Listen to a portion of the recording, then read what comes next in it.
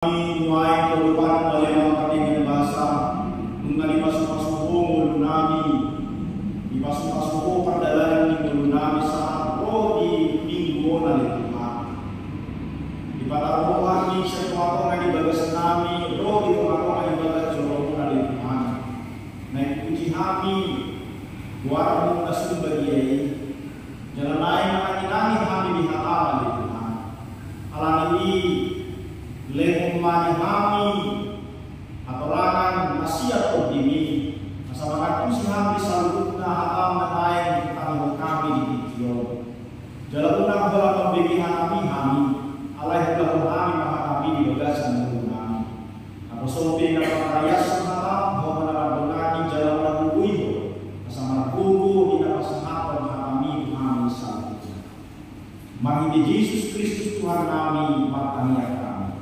amin. Shalom. Shalom. Dalam ini selanjutnya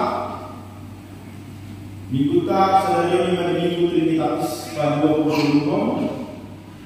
jala turuk di jadikan kita dibuat Malaysia sada Tesalonika 5 ayat sada rodi 1 sada Tesalonika 5 ayat sada rodi 1 sada semua di isi kakak semata itu. Alai ang kuha sa Tuhan mo ali ang kadulang narino kutikinan do sa halina. Ay di mo Tuhan mo takas nasa panakon ni Tuhan ni ari ni Tuhan ni. Ay mono ni Tuhan damiro jalamara sa di sima ko ahok na siga magwani. So mapabibiyan tu nagagigarian jaladan adong ako sa nasiga. Alay mo ali ang kadulang dan di bagasan mahulog so tunghatiuran ari kamu so panakku saluhuk na do kamu anak hatiuran jala anak alia dan siang borongin kita man siang mahulung atau saya unang mata polong kita so akan aliban saya bumoma kita dalam matroha anak lang ay borongin ito na polong akan nulungi jala borongin ito baru akan mabuti alayang buhita na siya nalila matroha na lang mahita kasulong kong maaprosyaw do kanolomon somong baju pertahanan jalan tajudung mapakilimong di roha ni halwaw ay dapat dipadiri di batang kita baik siri masa alay naing madakotan halwaw kita marahiti siya tuhata Jesus Kristus nang mate mo kita asasatok mangulu kita rabdohot ibana manang nagumo manang mangulu kita manang mangulu di bahini say masipay mo imotang mahamu jala masipau niulian somon naong dinamit muna damang sa hulutna mingguta sa dalion 5 minggu Trinitatis na padulutuluhon dalam minggu ta masih paulian di namai maima haroro ni Tuhan. Tamang na suku-sukun na mau dia nusi sa ako sa dalion iba suku-sukun adiga doro Tuhan. Kapan Tuhan akan datang? Alana suku-sukunon masay budang di sukun hata jalan macay budang coba nama bahen hari menetapkan hari kapan Tuhan akan apa yang mengatakan nasiton dari Tuhan di Markus 10 ayat 22 tapi tentang hari atau saat itu tidak seorang pun yang tahu malaikat di surga tidak dan anak pun tidak hanya Bapa saja walaupun itu sudah dibuat atau ditetapkan bahwa tidak ada yang tahu selain daripada Bapa. Alai macam gudang berjolma, naruku, adiga ko, jalan gudang berjolma mabain. Kapan Tuhan akan ditentukan jam tanggalnya kapan Tuhan itu akan datang. Paling tidak ada betul sikap dijolma, lahu mainaima aroni Tuhan. Nah perjolo 5 sikap mencoba mempercepat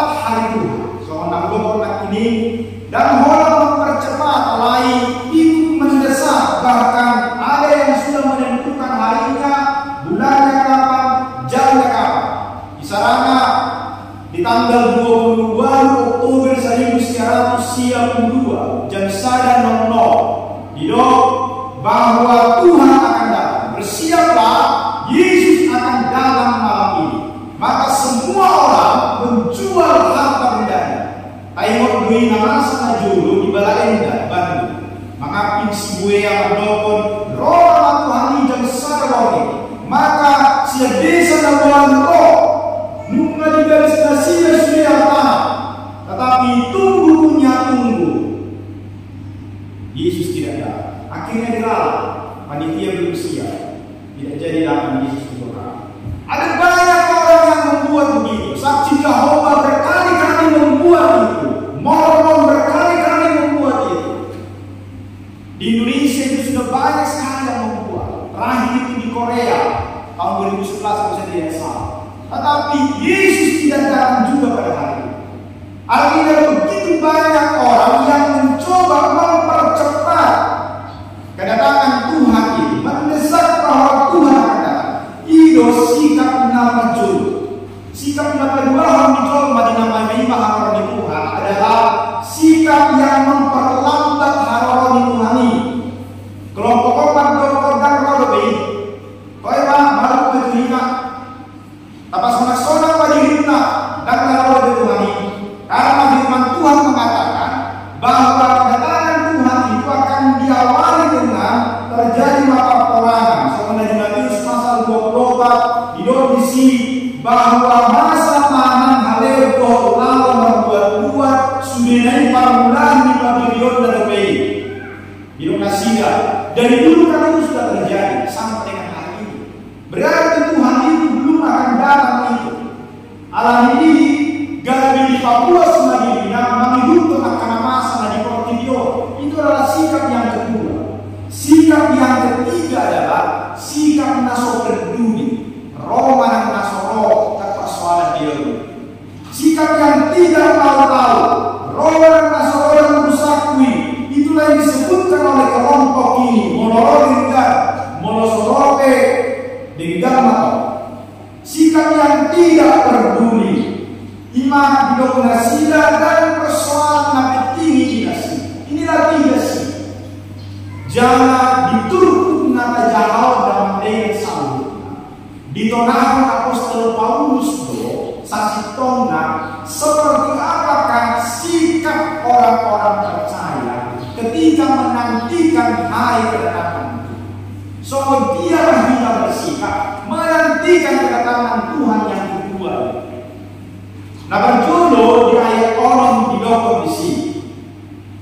Atau saya undang mata polo kita soal akan adalah saya mau kita jalan roha nara. Sikap yang pertama adalah berjaga-jaga dan mempersiapkan diri.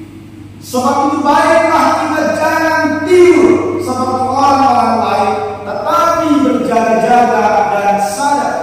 Kita harus berjaga-jaga, harus waspada. Orang-orang di Tesalonika, mereka adalah orang-orang percaya. Tetapi di antara mereka, di dalam menyambut hari kedatangan Tuhan itu ada yang bertekun di dalam doa dan berjaga-jaga. Tetapi ada yang tidak peduli, ada yang tidak waspada, ada yang menjual miliknya, hidup dengan murah-murah, menghabiskan seluruh harta kekayaannya.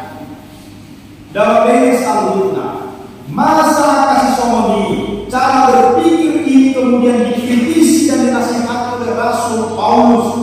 Tuhan segera datang, namun di dalam menunggu kedatangan Tuhan kita harus tetap bekerja. Dari dulu sudah Tuhan katakan bahwa Dia akan datang, tetapi tidak pernah dikasih tahu adikan doa oleh Tuhan. Itu artinya kapanpun itu datang kita harus siap. Kita tidak perlu tahu kapan Tuhan itu akan datang, tetapi kita harus siap. Persoalannya adalah ketika kita sekarang tidak peduli dengan itu, maka kemudian kita mati, tidak ada kesempatan bagi kita di dalam menantikan kedatangan Tuhan.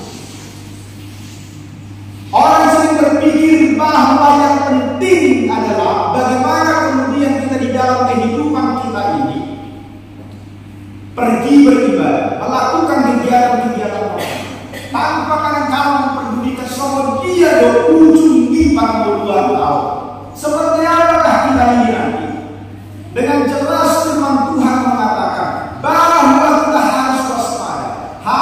berjaga-jaga. Kita mengingat bagaimana 10 orang gadis yang menyambut pengantin itu. Ada 5 di antaranya yang bodoh, ada 5 yang bijaksana. Yang bodoh itu membawa minyak, membawa lampu tapi tidak membawa minyak. Yang berjaga-jaga yang disebut bijaksana membawa lampu sekaligus membawa minyak. Artinya mereka siap sedia kapan itu akan datang. Ini nanti kita dalam episode bahwa kedatangan Tuhan itu kita tidak pernah tahu, tetapi kita tidak mempersoalkan sebenarnya kapan Tuhan akan datang. Yang penting di situ nunggara devita nanda. Itu yang paling penting. Jadi tidak perlu mempersoalkan kapan Tuhan akan datang. Ini nanti episode bahwa kedatangan Tuhan tidak pernah diduga-duga. Paulus memakai 2 ilustrasi. Yang pertama adalah seperti pencuri yang datang pada malam hari, dan yang kedua adalah seperti seorang perempuan yang sedang menantikan persalinan. Pencuri ini tidak tahu kapan kita akan datang. Di si pencuri datang ketika malam hari. Kenapa malam hari? Pada waktu itulah kita istirahat dan tidur. Pada waktu kita istirahat, kita tidak terjaga-jaga. Dia tidak mencuri walaupun main kan kurang pada usia ketika kurang main. Tetapi di dalam teks ini yang dimaksud adalah ketika kita lengah.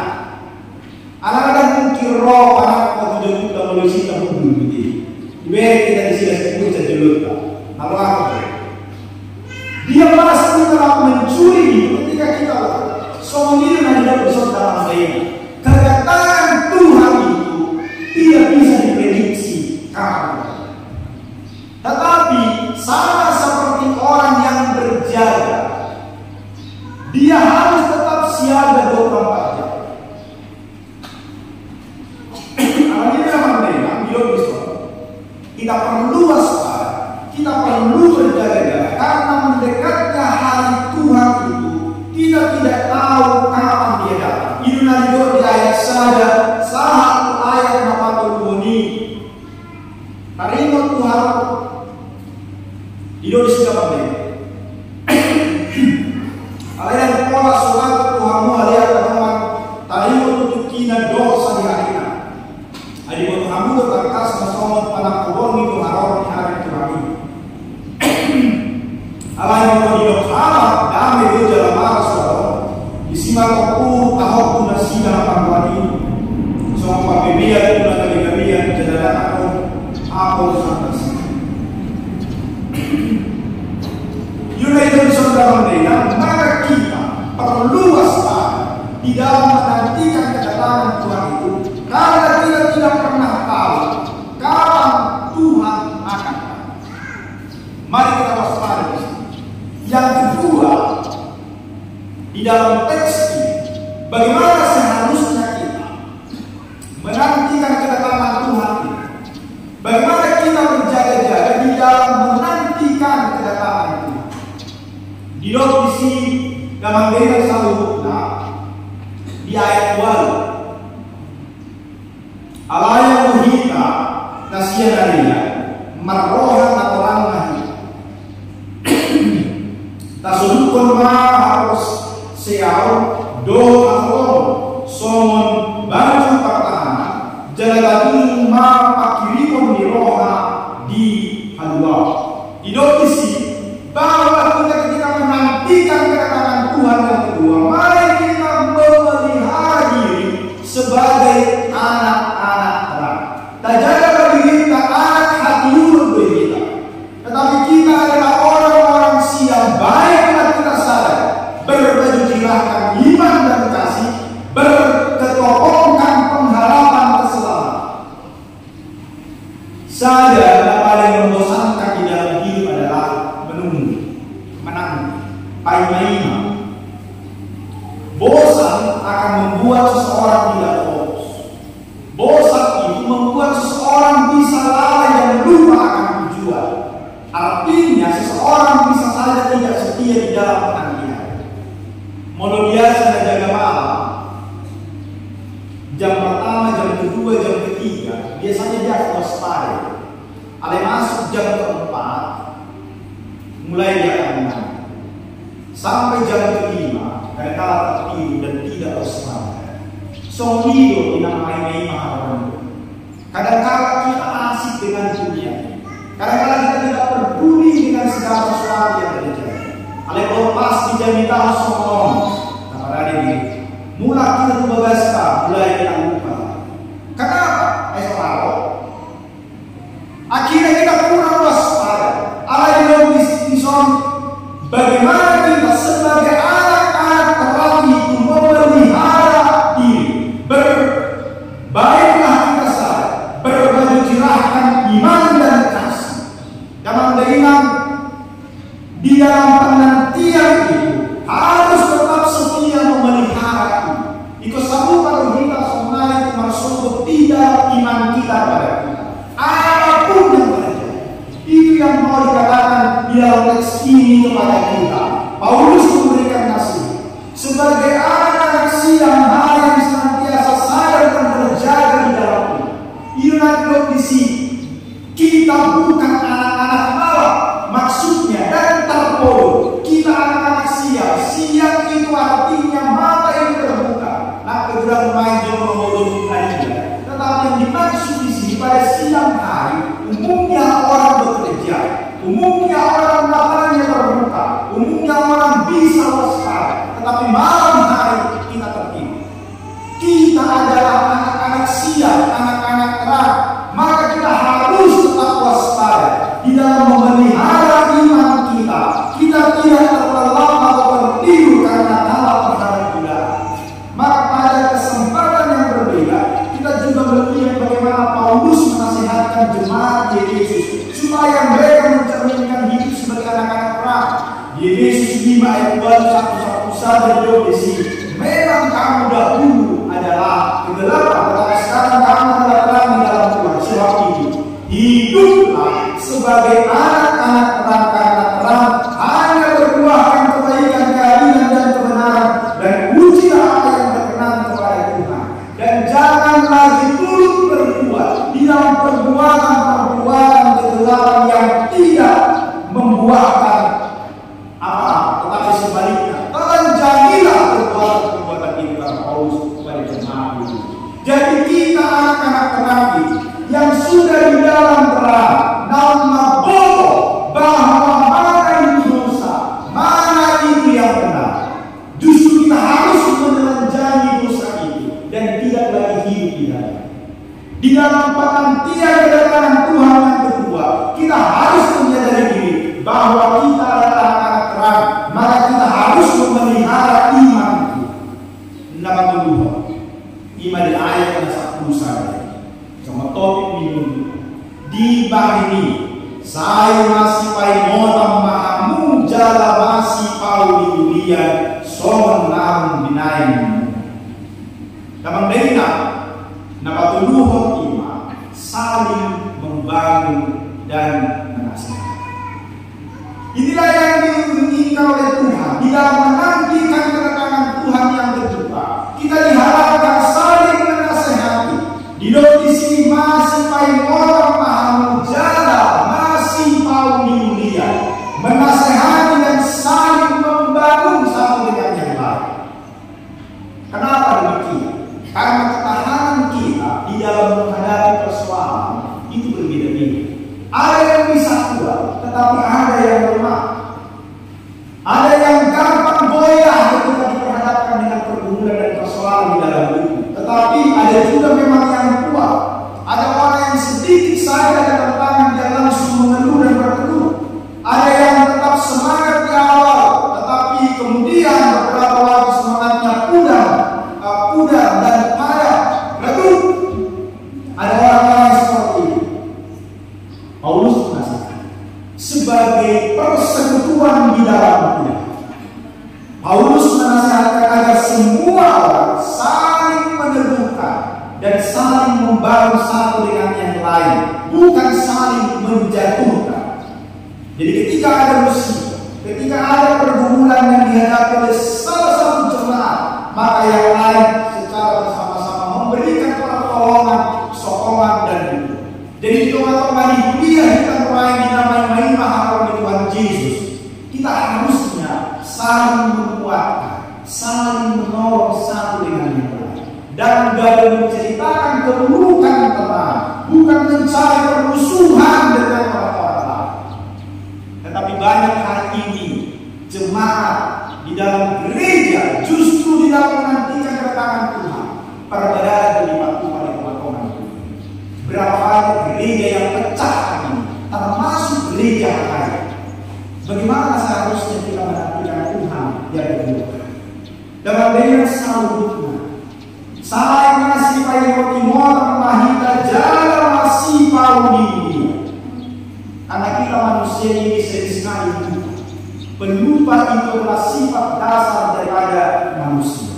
Maka tugas kita, pilot, kita ingatkan, mau ada masalah upah minggu, nasa suman paminggu bisa sekali. Kita punya tugas untuk mengingatkan. Dan kita mengingatkan seharusnya tidak tersinggung ketika kita ingatkan. Masih pilot Timur. Karena kita semua tidak ada yang kuat, dan kalau kita lakukan terus seperti jalan tol kita jalan, ada kalanya kita jalan. Ada yang berkata patah di bagasan, nama saya bagasan meluna.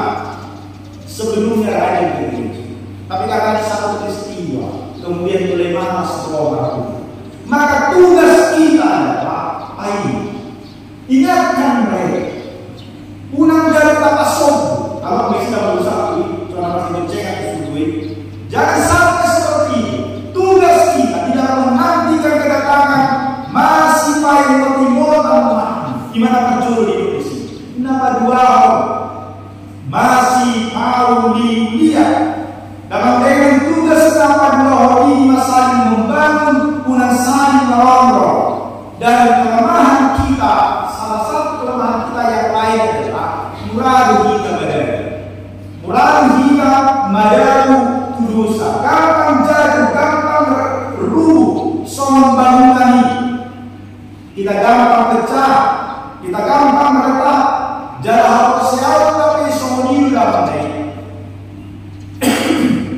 si banyak jatuh bangun.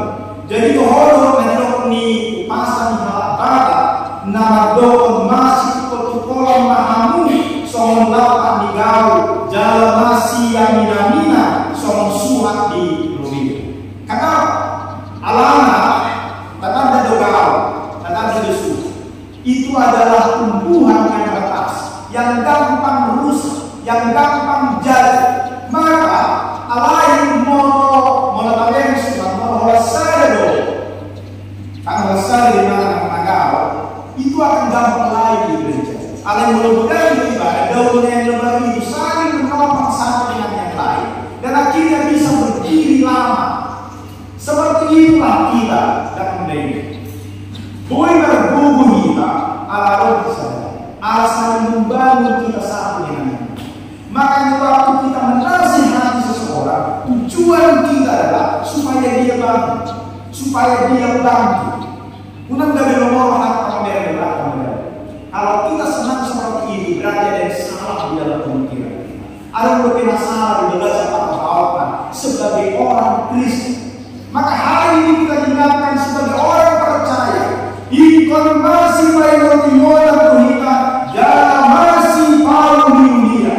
Sikap seperti inilah yang kemudian kita lakukan di dalam kehidupan kita, menantikan kedatangan Kristus yang kedua. Dalam dengan sehari naik dokon dan taboto sehari hari Yesus. Kita tidak tahu kapan Kristus akan datang.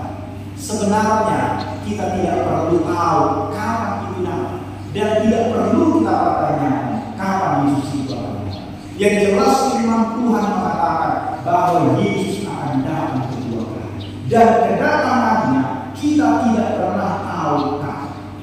Oleh karena itu, yang penting kita lakukan adalah waspada dan berjaga. Dalam ini, Allah doa terjun menuju kita baru Yesus. Atau bisa saja Yesus kemudian datang, kita masih hidup. Itu tidak terlalu penting. Allah tidak merdeka. Waktu kita hidup sekarang, marilah kita memastikan yang pertama, taksiloh kita dirajau dari Bapak Yesus. Itu yang pertama. Dan ini paling penting dari apa? Menuntun mulut. Ngapa kita masuk ke surga? Ini pertanyaan paling penting. Firman Tuhan dengan jelas mengatakan bahwa setiap orang yang percaya kepada Kristus, maka dia pasti akan masuk surga. Maka kita perlu selidiki. Si Tom menuai hapus siau untuk Yesus. Sebentar lagi kita akan tahu. Yohanes 3:16 ini selalu karena begitu besar kasih Allah dan dunia ini sehingga dia mengaruniakan anaknya yang tunggal supaya setiap orang yang percaya kepadanya tidak binasa. Itu jelas. Nah, percaya Yesus tidak binasa, melainkan beroleh hidup yang kekal. Kalau sudah seperti ini, jelas bahwa percaya kepada Kristus ini, maka kita memiliki hidup yang kekal. Maka pertanyaannya, si tolong apa seawat Yesus ini? Kalau sudah benar iman kita pada Kristus, maka ketika kita mati, ketika Kristus datang kedua kali, itu tidak perlu dilakukan. Alangkah percaya kita itu Yesus, maka kita adalah ahli waris dan kita pasti masuk di dalam kerajaan. Itu pun dalam daya sanggup. Jadi tidak perlu meramalkan, mendengarkan kalau nama Yesus maka harus begini, jualah seluruh harta para penipu. Yesus sudah jelas mengatakan tidak tahu kapan dia akan datang. Dia sendiri membatasi dirinya untuk tidak tahu tentang itu. Hanya Bapa yang atau molosok ini. Karena kita tidak tahu kapan Yesus akan datang, maka pastikan apakah kita ketika mati kita akan masuk. Inilah yang paling penting dalam desa. Dan mata selalu karena kaulah kebebasan mulutnya, mulut menunjuk kita akan masuk ke malam. Dan mata kita roh para minggu. Dan mata PPR atau 10 tuan latihan terus memuji Tuhan. Tetapi pada akhirnya mati masuk ke malam. Maka pastikan apakah kita adalah ahli waris kerajaan kita. Masuk surga ini bukan karena kita rajin di gereja. Masuk surga ini bukan karena kita ikut temuan korsa kedua itu. Bukan karena perbuatan-perbuatan baik yang kita lakukan. Masuk surga itu jelas adalah karena iman kita kepada Yesus Kristus. Maka pastikanlah imanmu hari ini apakah kepada Kristus atau tidak. Jadi mau nggak pasti, maka sekarang kita akan tetap bersukacita. Kita saling membangun, saling mengingatkan, saling menasihati satu dengan yang lain. Supaya kita harus Tuhan dalam dua. Memberi satu. Marilah kita memastikan diri kita sendiri. Mendoa kita tidak jauh dari belakang. Dan namanya mau kita waspada.